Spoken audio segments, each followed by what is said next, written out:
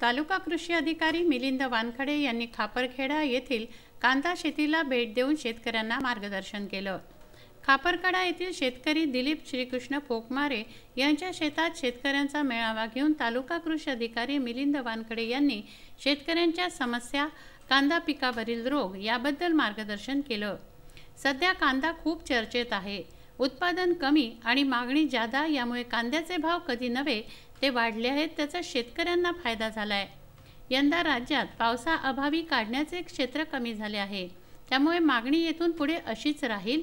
शेतकऱ्यांसाठी ही योग्य संधी आहे।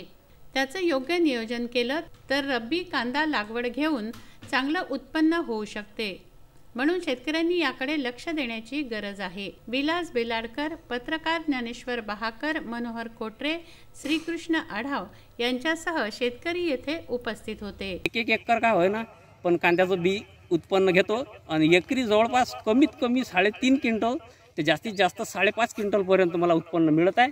आणि बाजारभाव बांधिलकी असून की साधारण माझ्याजवळ कांदा चाळ नाही आहे, त्याच्यामुळे मी स्टोरिंग करू शकलो नाही। मग कंपनीकडून मला देणं भेटलं कांद्याचं, त्याच्यासोबत मी ॲग्रीमेंट करून दिलं तसं किंवा साधारण या भावाचं तुम्हाला बेनं मिळत जाईल। त्या भावात आम्हाला 35,000 रुपये क्विंटल प्रमाणे मला बियाचे पैसे मिळतात। गुरुदेव इसमोरे, विदर्भ न्यूज, तेल्हारा।